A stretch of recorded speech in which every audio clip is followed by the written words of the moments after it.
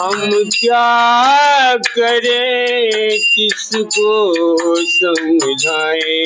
जय हिंद दोस्तों, आज हम बनारस के आदि केशव घाट पर आए हुए हैं, जहां हमें एक दिव्य संत का दर्शन हुआ है, जो कि आप भजन गा रहे हैं। हम चलते हैं, उनसे मिलते हैं। आइए। अभी तो हाल में ही आए हैं, इसके पहले जंगल में थे। अच्छा। हम क्या करें, किसको समझाएं, कोई समझ नहीं पाता, कोई देख नहीं पाता।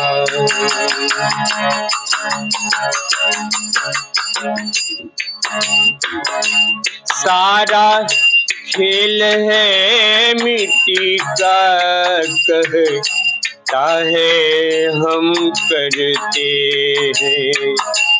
सारा खेल तो मिट्टी का, कहता है हम करते हैं। कोई समझ नहीं पाता, कोई देख नहीं पाता। कौन क्या करता है भैया, कोई जान नहीं पाता। ये तो भजन रही, और इसमें एक ये माई हमको लिखने लगती है। जब कुछ बोलते हैं तो अपने आप को कविता और गाना बनने ही लगता है। बहुत गाना लिखे हैं माई।